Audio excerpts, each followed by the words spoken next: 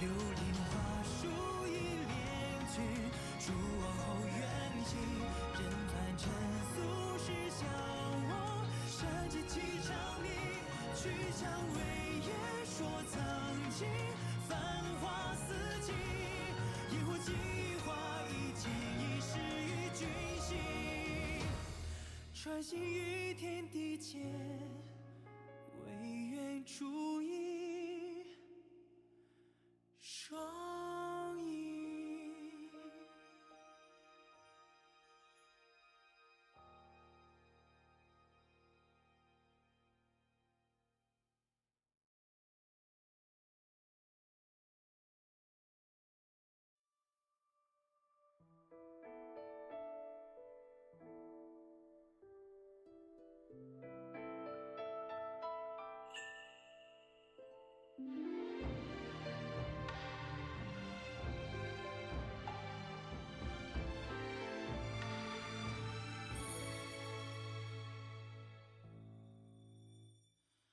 雾飘飘，云上飘星空，风连连，暗中影别红，对着草与迷人的梦，片尾轻轻着一身红，先锋到古原为虚空，红线缱绻如春风，幽暗深处朝月朦胧，温柔一曲远灯惊悚，天下之大为你画满城，冠名抛空，只合仗剑就苍生，赐我替你万般磨砺各一人，烽火不问终是心徒有一人，百世流转月如长明灯，无所不能，所向披靡照前程，金烛浮沉，日火投身月干城，尽现世人，唯愿余生相赠。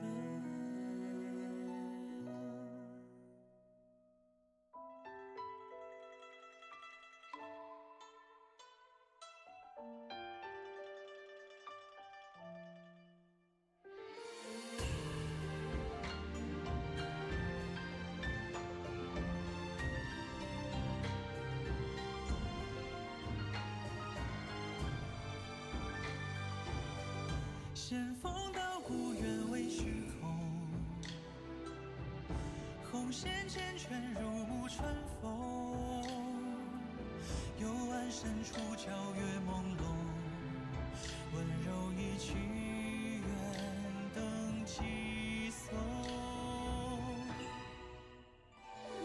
身若能被一刹念所动，在孽海中无畏嬉戏已懵懂，无常聚散，生死难免情意浓，剑如剑影刀光放心破空梦，心有千劫已困于镜中，在幻觉中静待朝夕后相认，桃水渐暖，暖不及红一生风，缘起变心，愿不回终，天下之大为你画满城，冠名抛空，为心中一瞥惊鸿，赐我替你野火长尽在重生，烽火不问终是心徒有一人，百世流转月如长明灯，无所不能，明人间悲欢情恨，金烛浮沉，轮回里终会重逢，极限世人，唯愿余生相赠。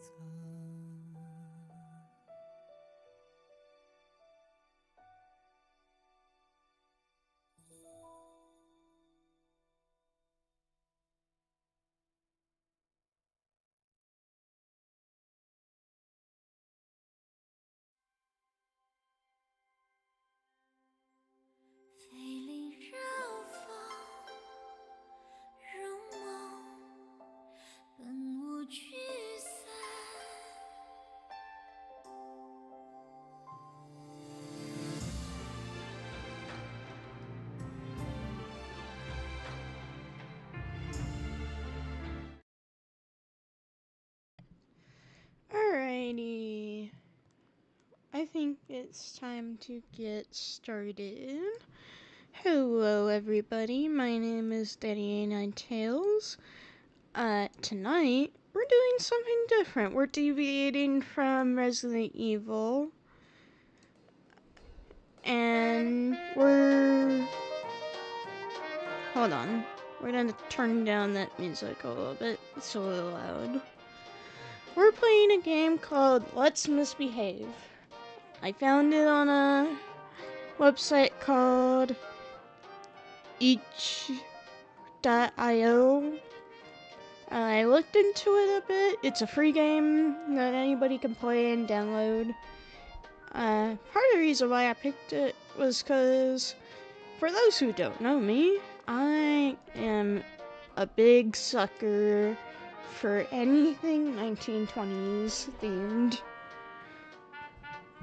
And just love anything and everything that is based in the 1920s stylistic wise. So, Art Deco, fashion, architecture, anything along those lines. So, I love the 1920s. And I saw this, so I was like, oh, this could be fun.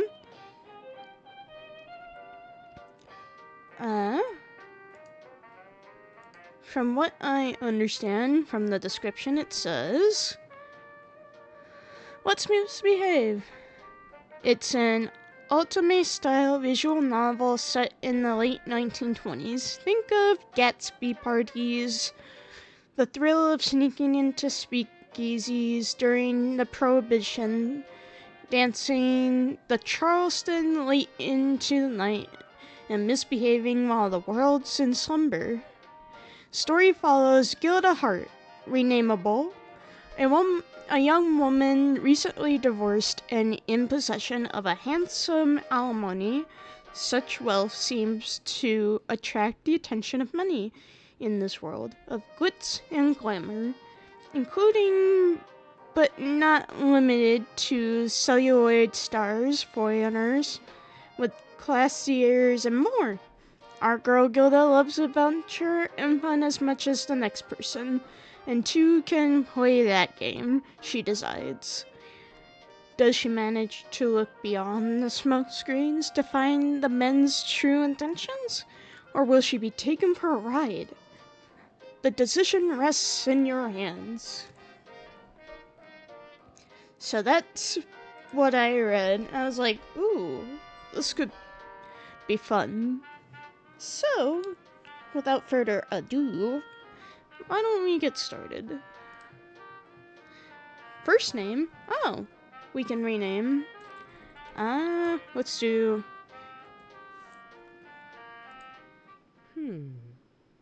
Should I go for gold? Too ostentatious? Oh.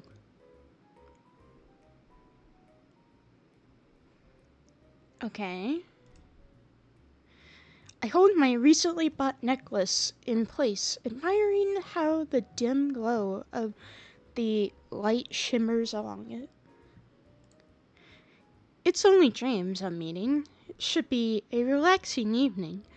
There's no reason I should be overthinking this. A lie, though, and I know as much. James will be there, along with his new friend. Up till now, I've only heard of this Elsie Bell, but today we'll be meeting face to face. No reason to be nervous at all. You're just meeting your replacement, huh? Reaching out, I pause for a moment, taking the time to look back at the mirror and take in one of many big changes in my life recently. My hair, now cropped shorter than what Ma would have ever deemed acceptable. I've recently gone ahead and dyed it. Oh, okay. Well, we are a brunette, as per my model, so we're gonna go brunette. Oh, a sensible, somber color to reflect my upcoming life as a single woman once again, but this time more in charge than ever. Nonetheless, it also makes for some radical wardrobe changes, and who can say no to new makeup? I'd better be on my best. Or worse behavior, I suppose. Never get a second chance to make a first impression, after all. Oh? So, looks like we have a little bit of voice acting in this game. It's a complicated story for most, meeting one's ex-husband's new girlfriend. The one he presumably left you for, but things were never that way for James and myself. Back home, he was nothing short of my best friend, and when the time came in our lives to create our own families, we were each other's natural choices. Not sure if many of the other boys would have wanted or could handle Danny Hart as a first choice. That was just fine by me.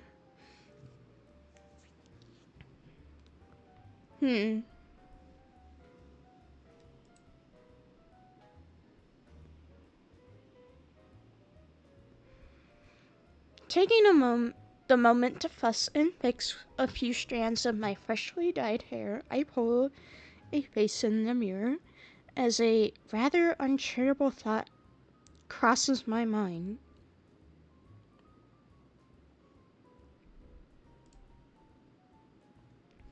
The people back home are rather provincial, to say the least.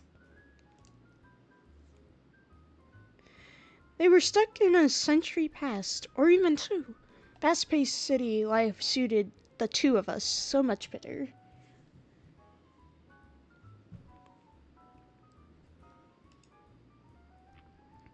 We embraced the world around us with reckless abandon, visiting jazz clubs instead of theaters, watching movies instead of plays. And the people we met, from all walks of life and all corners of the world, far more than we ever imagined this world could hold. I fondly look at the jade drop earrings that an acquaintance gifted me from her travels to Asia. Maybe they'll look better with the dress. As if on cue, I hear the telephone ring. I smile, knowing just who it is, and answer with my best country twang. Howdy doodle, who's calling? Oh, I was gonna say, I guess sometimes I can have a country twang. I grew up around a lot of rednecks, but I don't know if I could possibly pull that out on a whim. Jeepers, Danny, you made me think I called Aunt Polly for a moment. Must be your guilty conscience speaking. Maybe it's about time you did give her a holler. Maybe when you call your cousin Walter. Surely you didn't call me to go over our family tree, James. That I did not, darling. It was more of a courtesy call to remind you that we have a reservation tonight, so if you're delayed or anything, just let us know. Gotcha. Now, all that sort of hi-hat place, have you... What? Oh, I completely misread that. Now, what sort of hi-hat place have you gotten us into? Reservations and all? Since when did speakeasies have reservations? Ugh, don't get me started. Elsie was trying to explain it to me. Turns out if some famous guy's shown up once, it gets mentioned in those magazines she loves. And before you know it, your favorite speaks now got a waiting list. Oh.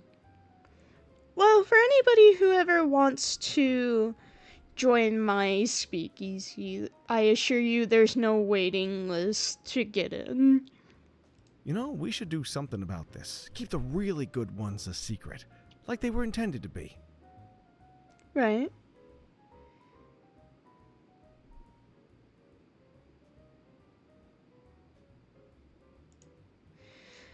I laughed, finding his familiar sense of humor rather comforting. Tell you what, let's continue these plans at the Black Rabbit. I can't wait to see you again. Me too. It's been far too long. The warmth of his voice calms my nerves entirely. I find myself pleasantly looking forward to meeting the famed Elsie Bell. Oh, okay.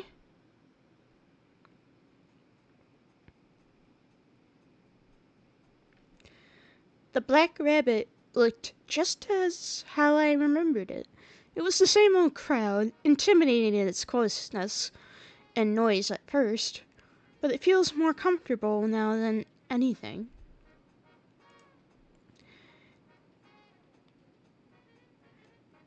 James spots me almost as soon as I enter, waving enthusiastically through the haze of the nightclub. Next to him sits a young woman that shines far brighter than most others in the room. Elsie Bell, no doubt. Come over here. Oh. I'm surprised I can hear you above all this. You get used to it, darling. Say, is the hair new? It looked different in the picture I saw earlier. Oh? I'm not sure whether to answer her question first or shake the hand she holds out, deciding to do both simultaneously. It is. It's looking real ritzy. You've got to give me your fellow's name. She leans in as if to share a secret between us. I catch a whiff of her perfume, knowing that it's tasteful, a bit of an orchid, but it suits her. To tell you the truth, doll, I have to maintain these golden locks all the way up. In the Big Apple, anything that helps the purse any, you know? Of course, I'm glad to help. I think for Danny, I'm gonna just use my regular verse, but add a little bit of texture to it. But for Elsie, I'm gonna try and mimic what she sounds like.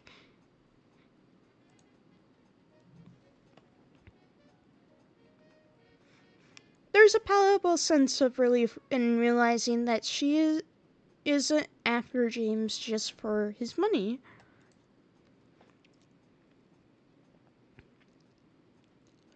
Opening my purse, I scroll out my hairdresser's address and phone number for Elsie, who takes it with her other hand and lets out a delightful giggle. I knew you'd be the cat's meow. I did. Jimmy was always telling me about you, and say, if you're ever looking to take a crack at showbiz, you let me know, okay? Elsie still hasn't let go of my hand, which she shakes with an energy so infectious I can't help but mirror. Jimmy, that's a new one. Ooh. Well, now see. Huh. Good sir. Care to explain yourself? Cute, ain't he? Elsie doesn't miss a beat as she reaches up to pinch James's cheek despite his protests. When we first meet, I thought he was just as... Oh, this is Elsie speaking.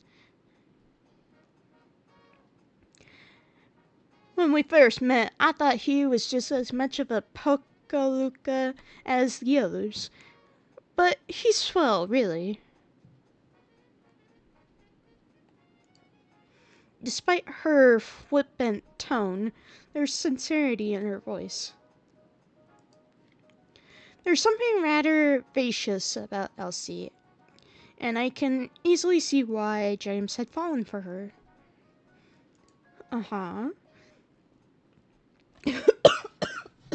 Oh. Oh, sorry.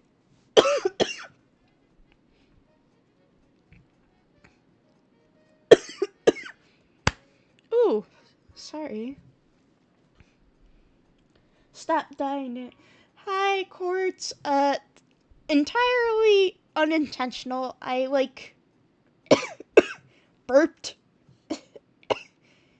And I guess, it got caught in my throat. Shaking my head. I know.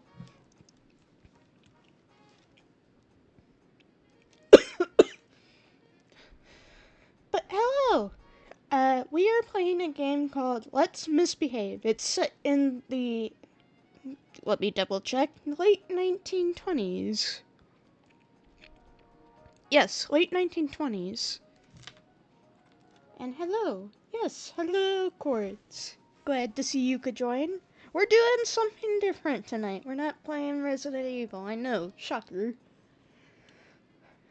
But basically, the plot of this 1920s story is it follows a young woman, the person we're playing, who's recently been divorced. And right now we're meeting the ex-husband and his new girlfriend in what is presumably a speakeasy or some sort of bar.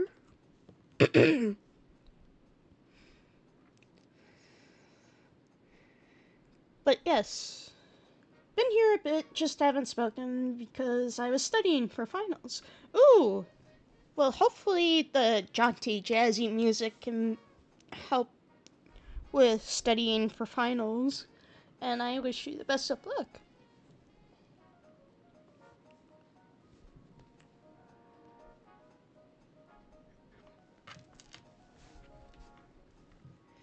Thank you. You're welcome.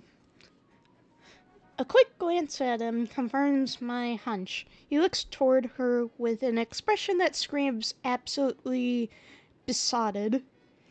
You're also gonna witness me do very bad attempts at voice acting for the bits that aren't voiced over by the characters. As a thank you to my new and dear friend, first rounds of drinks on me. So this is most definitely a speakeasy if they're mentioning drinks, because this is prohibition. Alcohol is illegal. The only way you could really drink alcohol was at a speakeasy.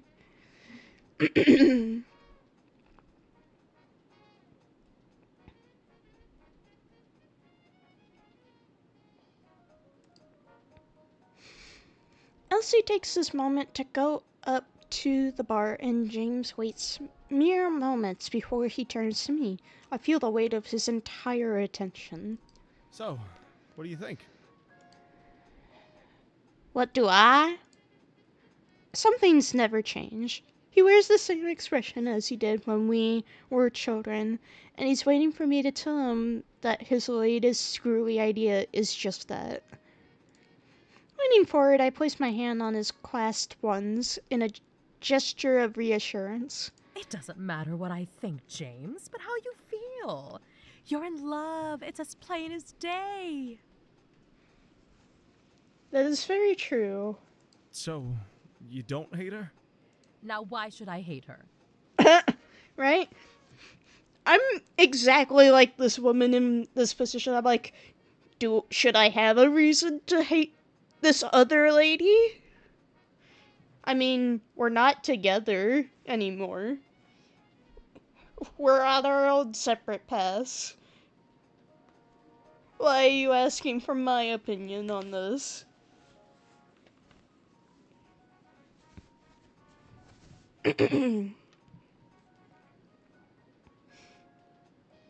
Right, exactly, Quartz. Do you think she's gonna spend all my money and then leave me high and dry? Oh, he's worried she's a gold digger. Which is kind of what we were suspecting, but suspected she wasn't, I think. Now, who got that idea in your head? I feel like me and this character we play who I've renamed as my username because it was something we could do, are gonna be very similar in mannerisms. Uncle Leonard. He says that about all the girls getting married into the family. Of course, there's always somebody in the family who poisons your mind in some way or another. It's like, don't always believe what everybody says.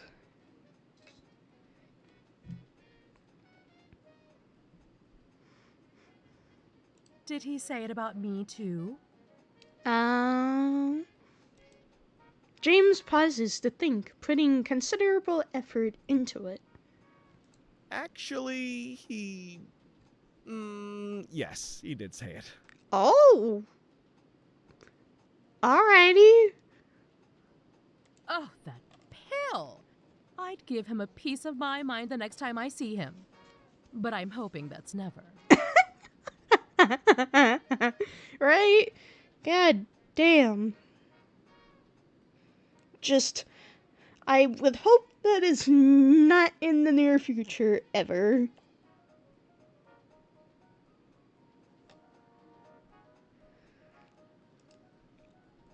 Danny.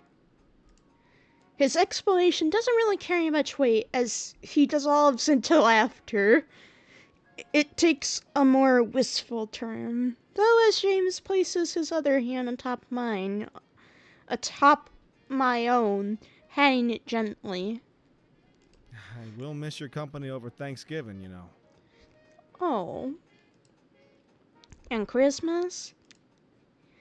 I hope to lighten the mood with a guilt question, but my remark seems to darken his expression. Oh.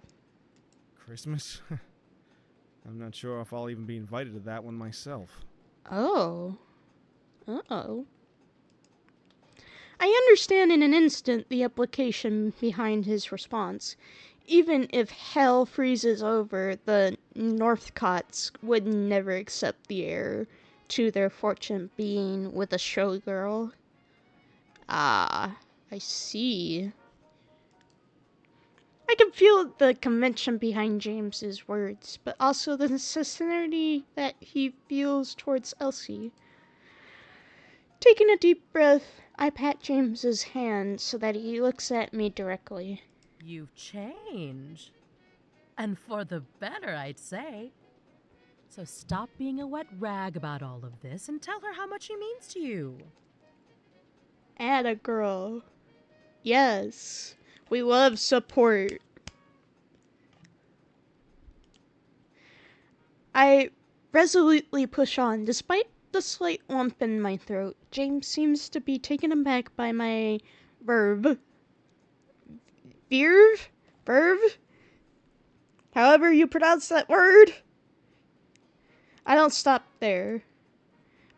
Better yet, do this before she finds out that you're a modern man who can't make his own eggs for breakfast. Okay. Good to know. That was one time. One time, he says. One time, he says. Who's gonna willing to bet it was more than one time? Oh, it's so hard not to laugh at his face when he looks no different to a puppy denied a treat. Oh my goodness. And you burn the toast often, too. I don't do that as often, because I know a trick. Oh. A trick? To not burn your toast? Yeah, it's a little number that Elsie used to perform. Sing it twice and your toast's done just right. Interesting. A giggle escapes my lips, imagining James singing a musical number in the kitchen, patiently waiting for his toast. Is that how Elsie does it now? Mm-hmm. She can't make much more in the kitchen, her. Alright. Are we slandering my culinary skills, Jimmy? Elsie's voice cuts James off as she places 3 expertly carried gin rickeys on the table. Ooh. I don't know what a gin rickey is, but that sounds kinda cool. Ah, he's right, though. I'm no good in the kitchen. I do what I gotta be, though, with games like these. You two are truly a match made in heaven. Ah, you really mean it? Absolutely. I know something good when I see it. Uh-oh. Whoa. What just happened? Cheers! Absolutely. I don't know what I know happened there, something good other when I see than it. we fast-forwarded somehow, accidentally.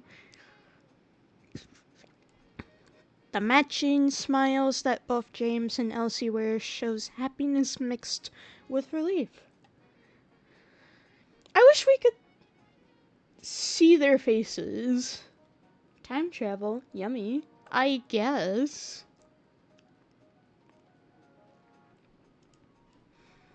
News of the divorce had not been well received back home, and it weighed heavily on James, a man who always takes others into consideration, and sometimes a bit too much.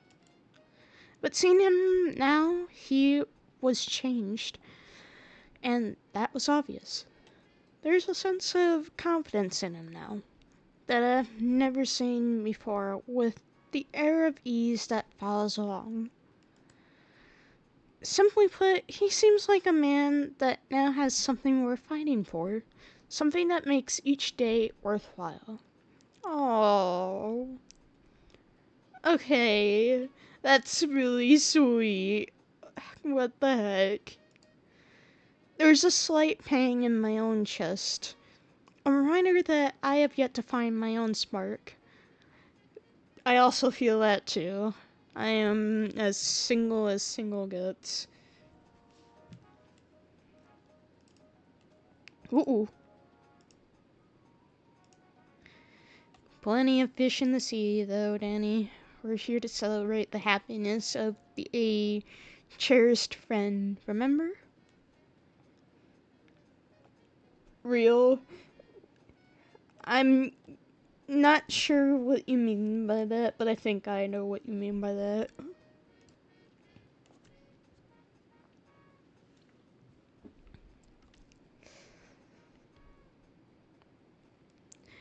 With that thought, though, I pick up my own drink. Last one to finish has to get the next round. Cheers! Woo! Oh, are they drinking shots right My head already hurts. now?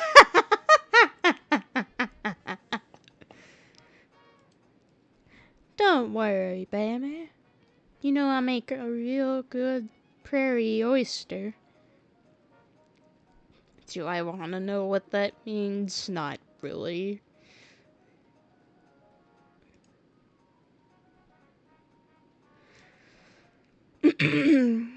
And so the night goes on. For far too long, if the raging headache and absolute loathing I feel towards the sun are any indicators, I know without a doubt that I should have cancelled attending the Women's League. I don't know how to pronounce that word. Viet? Viet? I think. There's a sense of anxiety building up within me, which isn't any different from any other daytime social situations I have to attend.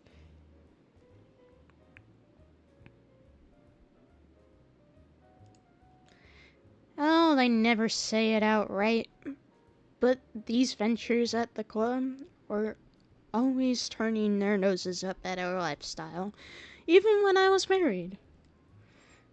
I have never been married. I've only ever been in one relationship. And we saw how well that went if I'm single now.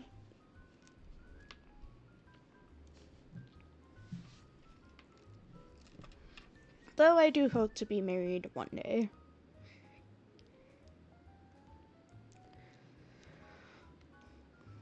Being surrounded by the wives of politicians, lawyers, and other prominent men of society is all too expected of a Northcott wife.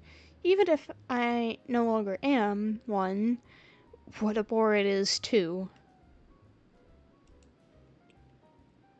Choosing to seat myself far from the madding crowd, in the words of that one author.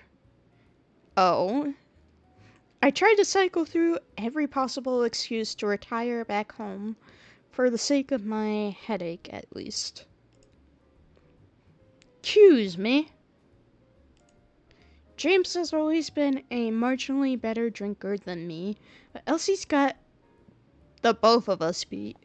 How a petite little thing like her can put away half the bar is nothing short of a miracle. Half the bar. Oh, goodness gracious.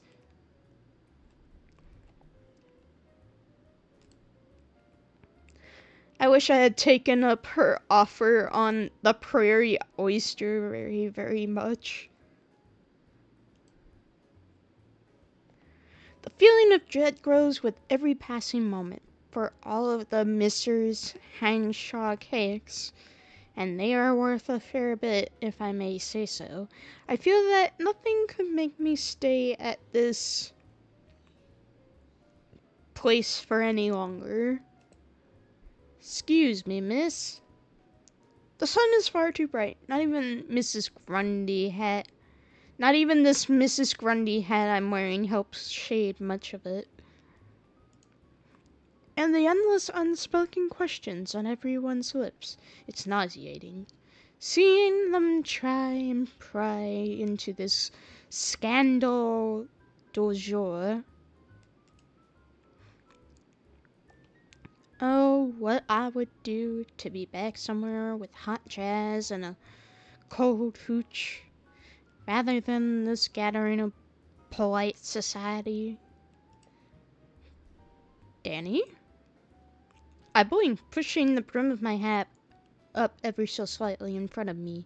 Stands the man who had called my name, an apologetic smile gracing his admittedly handsome features. My apologies, but I wasn't entirely sure which surname you preferred. Oh, okay, sir. I wasn't expecting that voice to come out of you.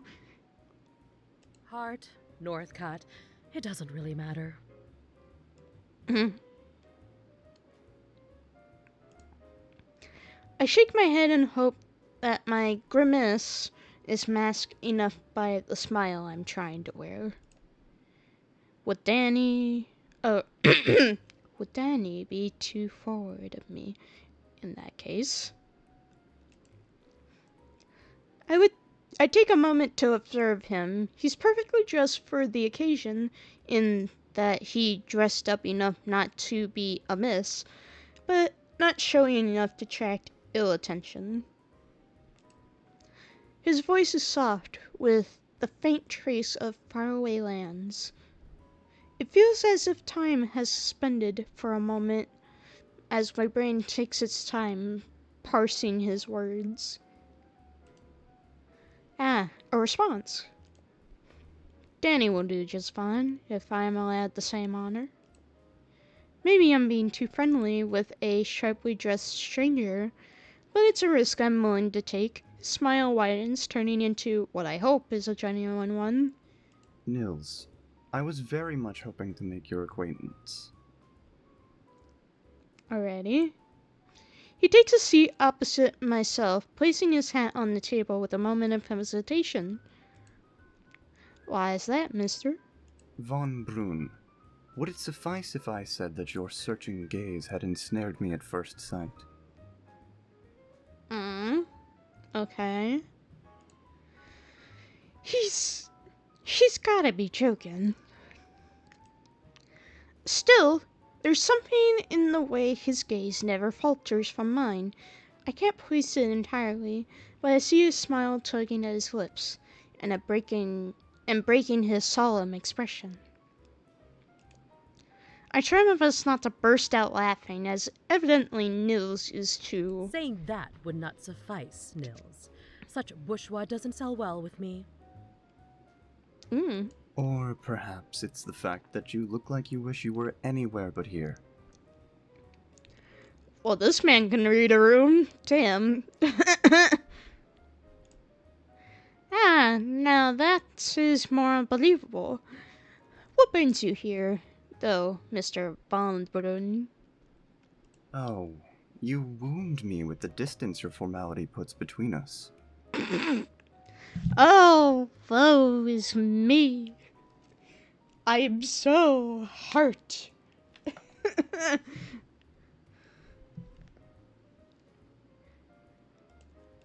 There's a twinkle in his eye as he leans forward, his voice dropping to a dangerous whisper, as if the secret is only to be shared between us. As a matter of fact, I am here on quite the secret mission. Would you like to know what that is?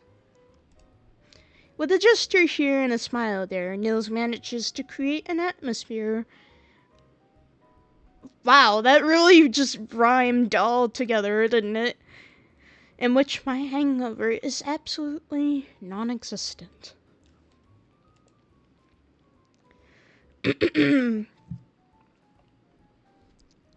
All I can do is nod in response, mirroring his gesture and closing the distance between us a bit further.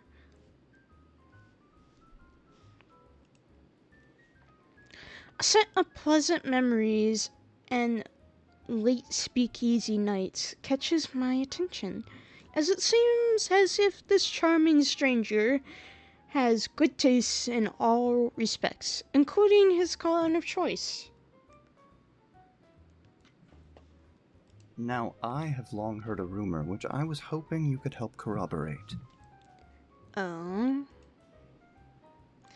I've been led to believe that this esteemed Mrs. Hanshaw tea cakes are the best in town. And you wouldn't be wrong to think that. Same cannot be said for the woman in question, I hear. Surely gossip is beneath a distinguished gentleman as yourself. We all have our vices. Treat it no different than the cause of your splitting headache and unfortunate hangover. That's fair. I take a sharp deep breath and give the man in front of me yet another once over. Niels von Brunn has impeccable observation skills and disarming charisma, one to watch out for if anything.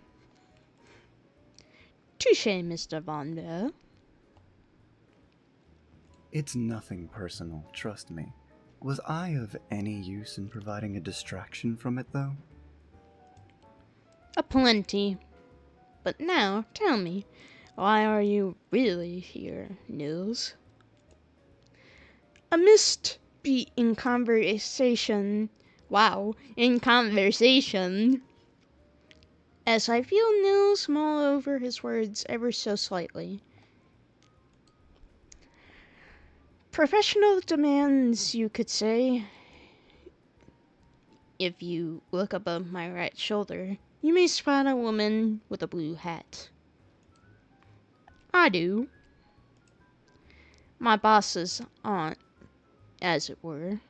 She happens to be visiting the country, and he's worried about leaving her alone, lest the excitement proves to be too much for her heart. The fact that Nils has to play babysitter, for lack of a better term, and the absolute apathy in his voice brings a laugh to my lips that I can't hold back at all. Seems like you may be needing the distraction more than me. Now you see why I found myself so drawn to you. Uh-huh. I don't know what to make of him at the moment, or how I should reply. I find myself with a chance to respond to the flirtation, but curiosity gets the better of me instead. Care to elaborate on that, little Nils? A little Nils? Let's just say that if I had to pick any distraction in this gathering, you would, by far, be my favorite one. Thematically speaking, that is. Oh? Is that all I am to you, Nils? A pretty little distraction?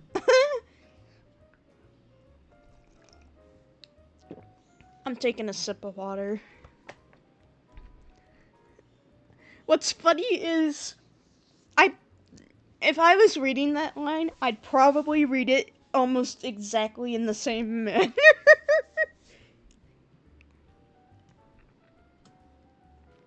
I can't help but tease him a bit. There's something enigmatic about this man.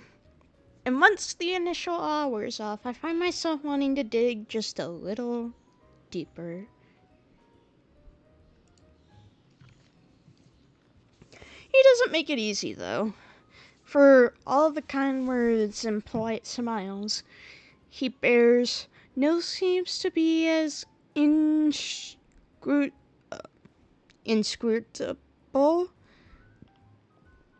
as he was upon first calling my name. I wouldn't mind the opportunity for it to become more, if that's not too forward of me. Mm-hmm. Is that right? 2 steps forward indeed, yet I do step forward myself, or backwards. A quick glance over his shoulder shows me that his ward is looking to and fro, perhaps searching for Nils himself. I suppose I ought to. Alright, chat. First choice. Do we call for the woman's attention or do we distract her?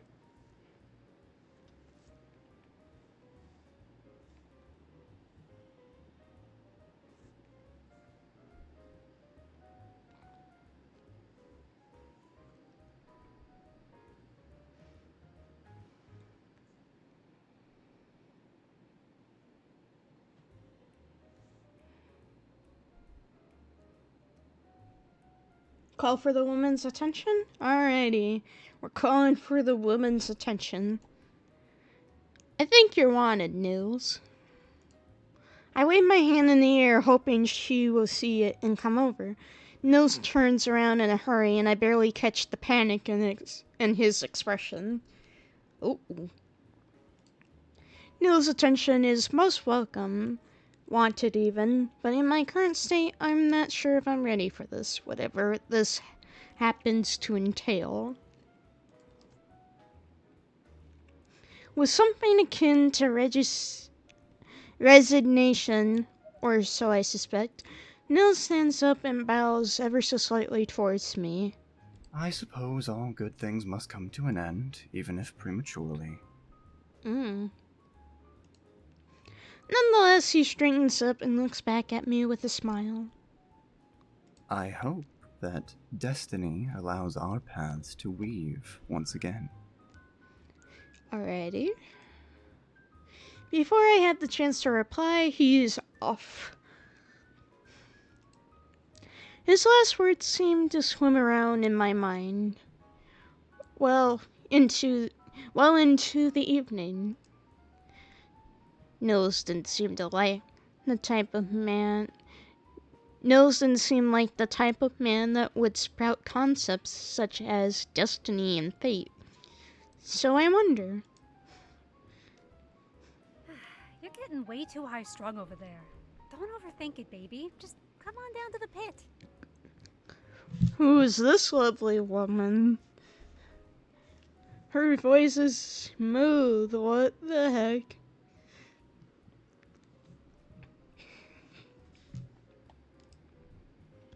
Ah, you're scamming to rob me off my precious sleep once again.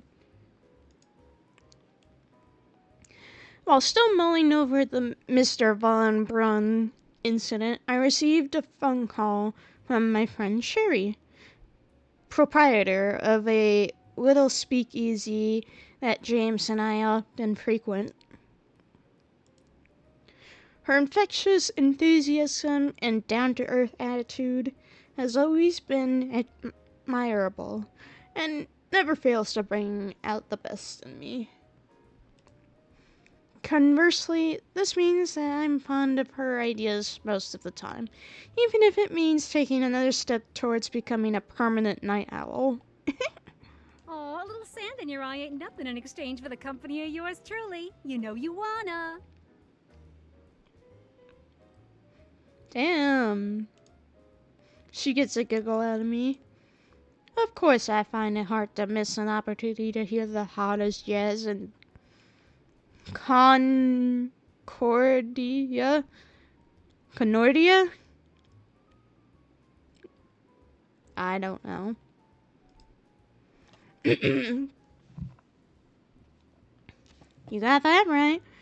But hear me out. I need to know how you feel about Elsie, Belle. Oh, you know of her too? Sure I do. But that's not what I'm asking. I know everything's been Jake between you and that man of yours, but it's Elsie he's seeing, and it's her playing hostess for the event. You okay with that? Oh, absolutely. I met her and James a couple days ago. She's a lot of fun. I don't know if any of what I'm doing is giving any variation between the different women's voices, but I'm trying. I still think you got a screw loose up there, but if you're okay with attending her little do, then I can't complain. But I will see you, right? Wouldn't miss it for the world.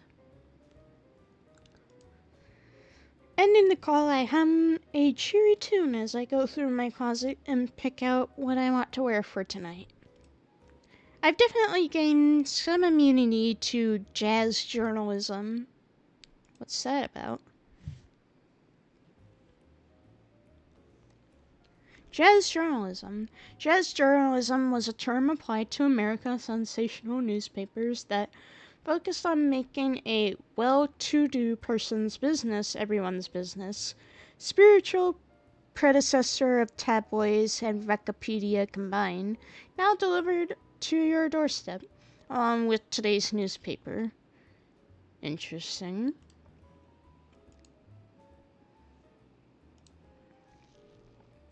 Haven't been with someone like James, but sort of attention that being a wealthy divorcee, but it's something new to me altogether. It'll do me well to be cautious about that.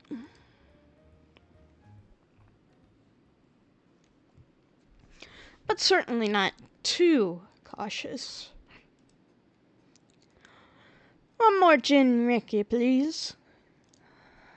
Whew, you sure know how to throw him back, huh? Good thing Ox isn't here, or he'd be giving you the stink eye over the counter. Alrighty. Danny, you made it! Before I have the chance to greet her back, she throws her arms around me in a welcome. A small laugh escapes my lips, no doubt in part to her enthusiasm. James isn't here today, is he? He's been caught up in the office. Something to do with the books and all that. Wouldn't even know if he tried to explain to me, I think. It's probably for the better. Anyway, I don't think his uncles ever took too kindly to any advice I had to give back in the day. No, really? James always told me that you had a good head to call this business stuff. For all this business stuff? Oh, did he really? I think it's the bee's knees, really, I do. James thinks you'd be better at doing whatever he does in the office, but then I asked him what he'll be doing instead. She said one of my favorite 1920s phrases, the bee's knees. It's It's so goofy. I love it. But it's lovably fun. Her light-hearted tease dissolves into a fit of laughter, and from the corner of my eye, I notice Sherry doing her best not to laugh outright as well. It was nice to see the two of them get along, despite how Cherry felt about James. Anyway, I suppose you have some reason for this little gathering? None at all, darling. Thinks we're just getting a little snoozy in town, don't you think? There's a glimmer in her eyes as she leans forward and beckons me closer. I'm happy to oblige. And won't you believe it? Who's here tonight? Her gaze flits across the room. I follow it to find a young man in the middle of a sizable crowd, just off the dance floor. His golden hair seemed to catch what little life the maraschino pit provides, and by the way the circle latches onto his every action, his personality must be just as captivating. Here in Concordia, all the way from Hollywood. They sure do make 'em different over there, don't they? Okay, now we know the pronunciation for this, I guess, town, Concordia. Let me forget that, because I most likely will. I squint trying to catch a better glimpse of his face, but it doesn't ring any bells. Hollywood? Is he an actor? At this, Elsie turns towards me with a gasp, as if I just asked whether babies grow from cabbages. You don't know Roy Tillman? You don't know Roy Tillman? No. Is that who he is? Baby, I'll have to lend you my copies of Photoplay. You're far too young to not know about him. I look back towards this Roy character once again, only to find him looking straight at me, instead of looking away, as polite society would have us do. His grin looks wider than when our gazes meet. Oh, how audacious! When I lean back towards Elsie, trying not to break eye contact as I try to whisper loud enough above the din. So he's an actor. Who is he exactly? A nobody as far as I'm concerned. Ooh. Seems Cherry doesn't like this person. I hadn't even realized that Cherry was still listening to our conversation, and I feel my heart almost leap into my throat as I whip around towards her. Elsie is far calmer in comparison, simply spinning around on her stool lithely. He doesn't act like a nobody, that's for sure. Doesn't take much for a Puka-Luka to dress like that. Like he's some chief these days, mind you. What's this about? Whether it's a man that irresistibly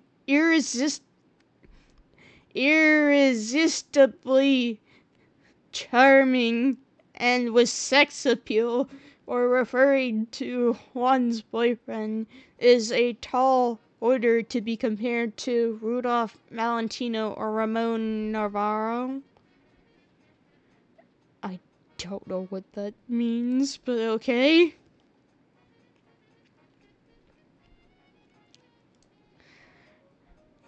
No, this one's different. I can forgive him for being a bit of a billboard with that smile of his. I've never seen him in a movie. Though, you said he works in Hollywood? Sure did. They say he's dined with Fairbanks and Pickford on the regular. Oh? Well, their place is a bit far to be hopping over for dinner, wouldn't you say? Are you sure you're not too harsh on the fellow just because he's easy on the eyes, Cherry? More like I think he's up to no good. And that's no good for my upright establishment. I try my best to keep a straight face while Elsie makes 0 attempts and chooses to burst out in laughter instead. Sorry. I just never thought I'd hear upright and cherry in the same sentence. I'll have you know, we're all on the up and up. Why, Ox was out just this morning delivering a consignment to the magistrate's home himself. That just means you're making corrupt friends in high places, Cherry. What's the difference? All the same hokum if you ask me. Yeah, what's the difference? All the same hokum if you ask me. That doesn't really sound the same now, does it? Seems like a lively conversation here. Oh, hello. I turn around to find that the man we've been talking about is now beside me. Up close, I find myself somewhat at a loss for words. The way the light catches his jade eyes and the smattering of freckles betraying his youth compels my gaze to linger on his face a beat too long, at which I see his smile grow. Mind if I join you? Hello? Yes. Ooh, ow. That was a hiccup. Cherry! No, we absolutely do not mind. Ow. Okay. Hiccups have come to haunt me.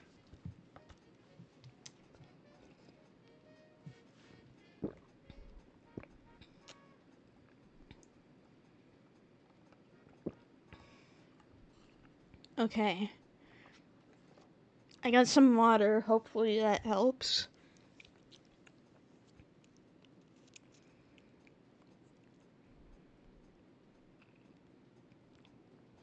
Okay.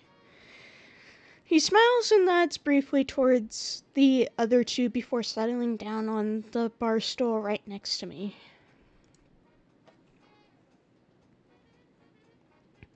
I know it's me here for... I know it's me he's here for, as vain as that sounds. But I decide to not let it deter me.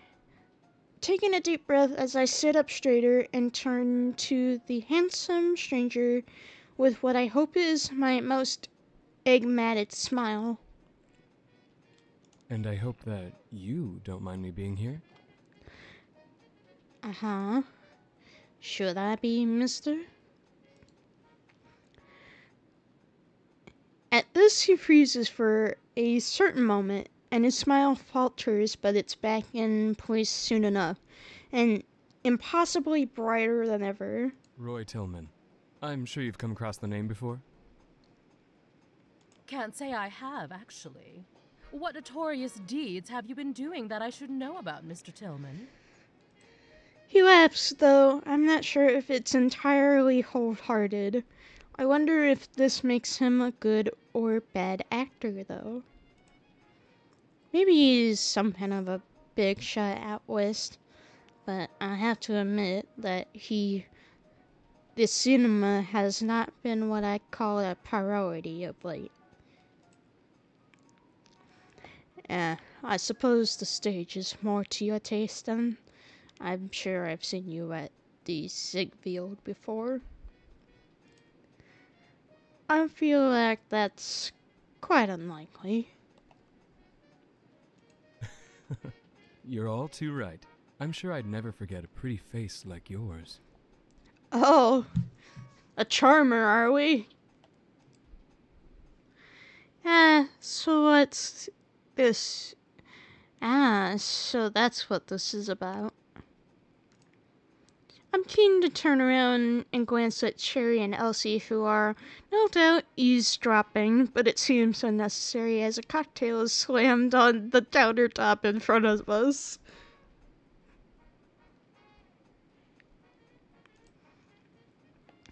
Both Roy and I jump slightly at this quintessential reminder of Cherry's presence. Roy takes the glass and calls out to the bartender with an uneasy joviality.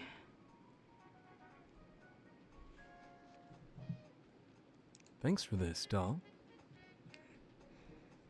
Alrighty. You see a gift shop around here, buddy? Nobody behind this counter's your doll. Okay. Right on, Cherry. Enjoy a drink. I purse my lips in an attempt to not burst out laughing while Roy's eyebrows shoot up at Cherry's response. He turns back towards me, doing his best to seem unruffled.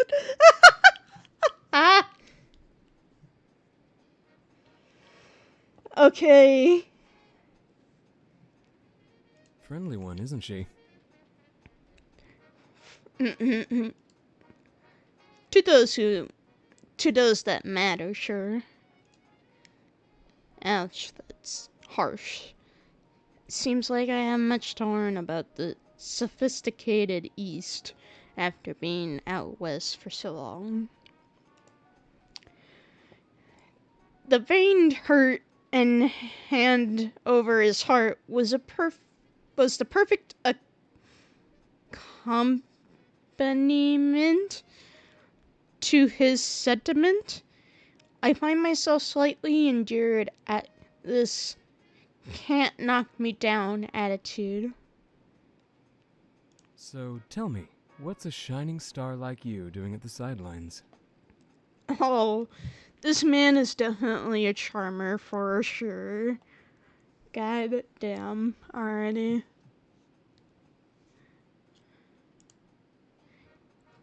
Danny, I don't remember giving you my name, Mr. Tillman. I'd be remiss if I didn't read the papers before introducing myself, Danny. And, oh, it's simply Roy. Always Roy. Uh-huh. His words are simple, but the intensity that accompanies them makes my skin tingle. Roy has a way of making the room vanish when he's looking straight at you. And right now, I was the focus of his attention. It was unexpectedly delightful to feel wanted in this manner. Alright then, Roy. To answer your previous question, just enjoying a drink. Nothing wrong with that, is there? Nothing at all, sweetheart. But I can make it worthwhile if it's drinks you're after. I hear that the right tip to Palmer can get you a particularly rare bottle of Moet. For room service, as discreet as you'd like. Y'all.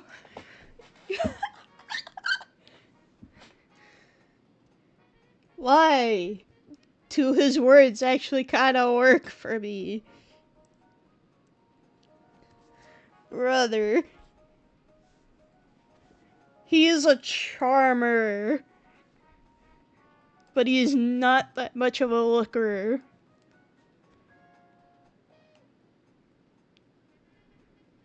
Then again, I'm not too crazy about the art style for what they do for people. Bro is easily charmed, lol. Shut up! Shush!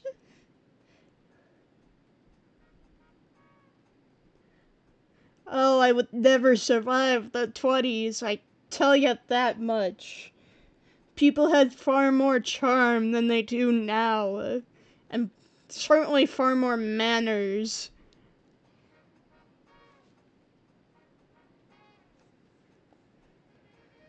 But I'd never be allowed to be myself in the 20s. That would be the drawback.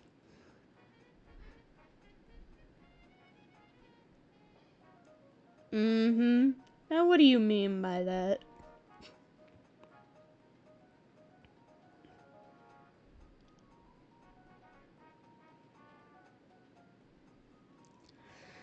I hear that the right... Oh, he just said this. Room service? Are you inviting me back to your place, Roy? Oh, I have no doubt you'd enjoy Los Angeles, but my room at the Palmer would have to do for now. That is, if you're willing. Ugh.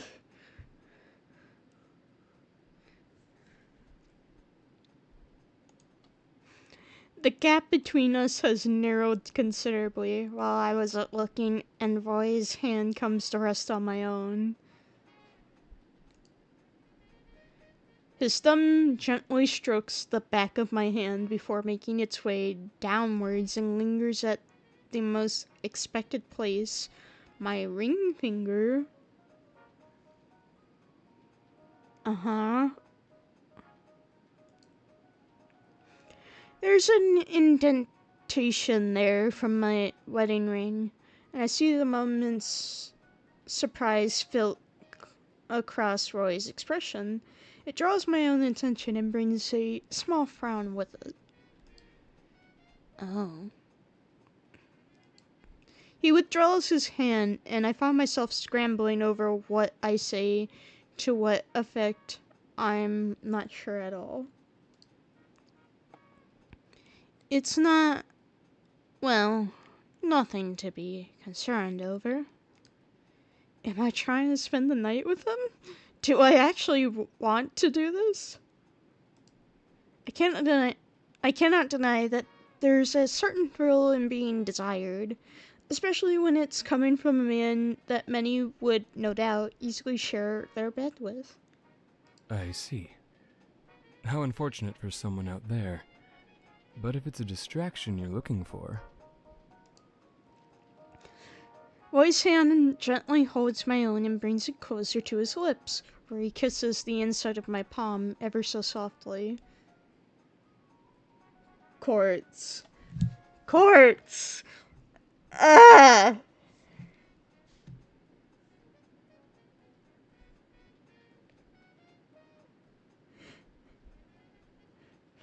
Lol, quit laughing at me. God damn it. Has me blushing a little bit, probably. My face is mildly warm. Sobbing. Leave me alone.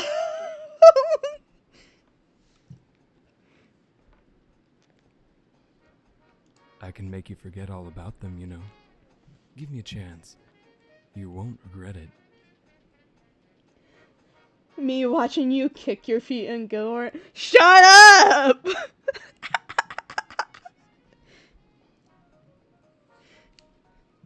Listen, this might be everything I would want in a potential partner to some extent. Leave me be.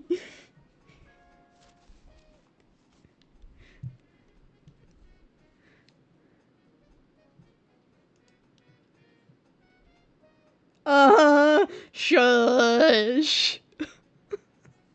I see. Hey, no scammers.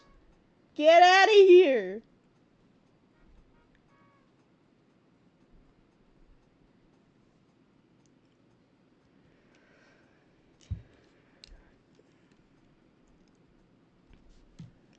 Goodness gracious, what is wrong with people?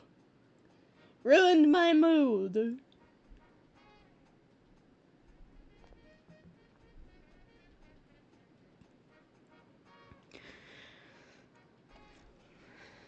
Oof, I need a moment to take a breath and drink some water.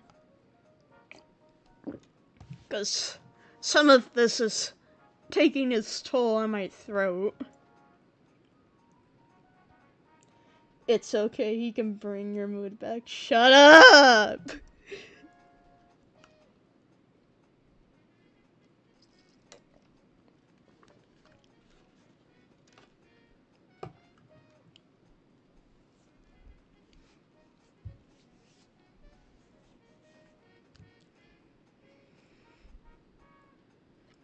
Okay.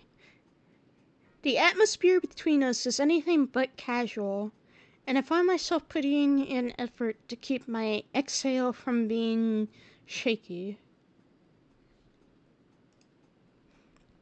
It would be so easy, all too easy in fact, but I can't find myself giving in just yet.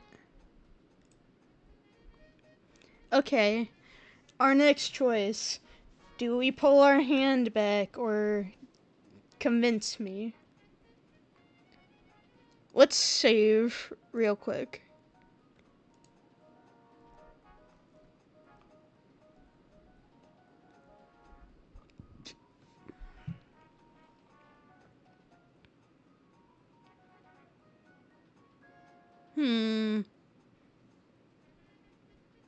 Depends on how romanced you are by this man. I think we're gonna try convince me. Convince me to go back with you.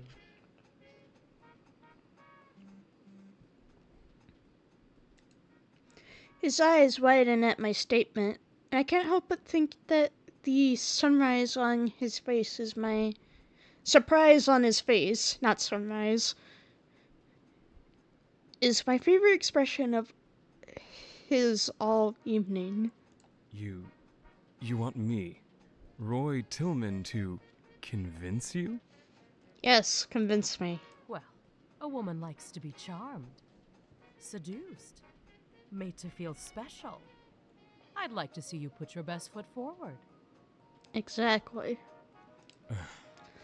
Well, I suppose there's a first time for everything.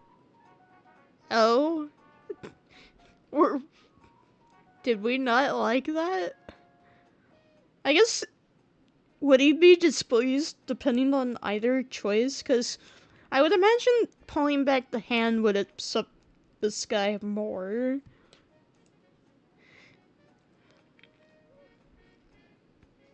Roy's words aren't any louder than a mutter, but given our close proximity, I can hear it all, and the urge to tease him wells up within me.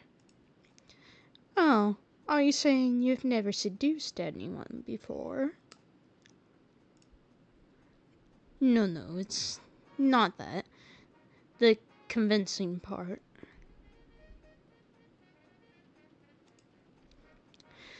You've never had to convince anybody before?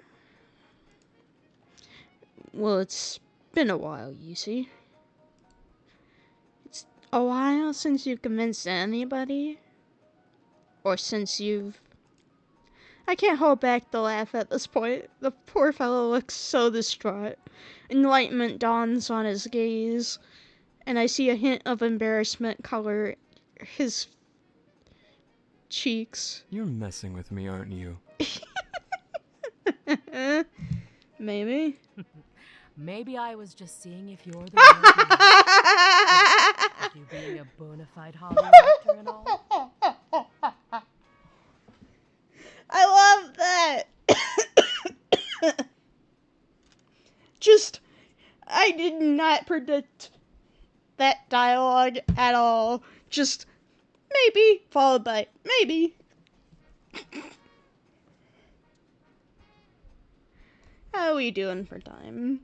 We're about an hour in a little bit. 'Cause I noticed my good friend Aurora is live. We're gonna read on out to her after a bit.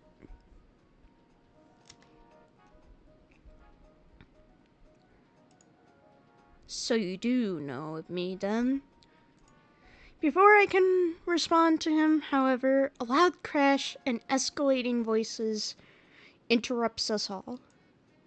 Scuffles are nothing new when alcohol enters the fray, but the moment someone decides to smash several bottles of Sherry's precious stock, the claws come out. Ooh. Yeah, keep bellyaching. You make a mess in somebody else's house, you gotta skedaddle. Not my fault some of you don't know how to behave. With that taken care of, hands still on her hips, she turns towards the two of us. Sorry about all this, honey pie. I can't risk letting scraps like that slide. Last thing, I needs a visit from the pigs down at the station, you know. We'll try again next week, yeah? Both of you. Give me a call once you're home safe. In the years I've known her, I can count on one hand the amount of times Cherries apologized. With Elsie, however, she looks downright sheepish. Uh-oh. Whoa. Oh, I guess that's just a transition. And so the party wraps up far too soon for anyone's liking. There are all sorts of thoughts running through my head, like whether being at the Palmer would be anything better than being in my own room. Is it the concept of intimacy that I miss right now? Or would I rather be in a casual affair after all? I've found myself thinking more about romantic love than anything else recently, but surely other options exist. With those thoughts, I drift off to sleep. I think that's a good spot to stop off.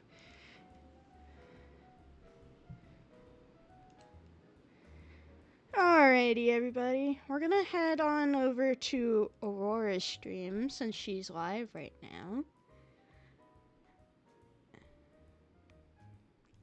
She's playing a game called Super Auto Pets.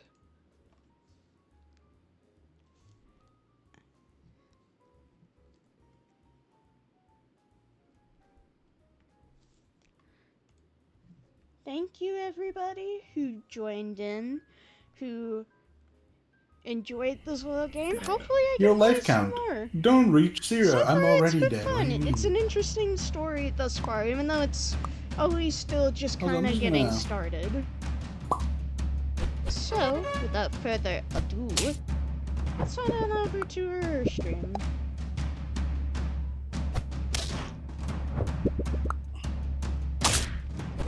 Well, that's mean.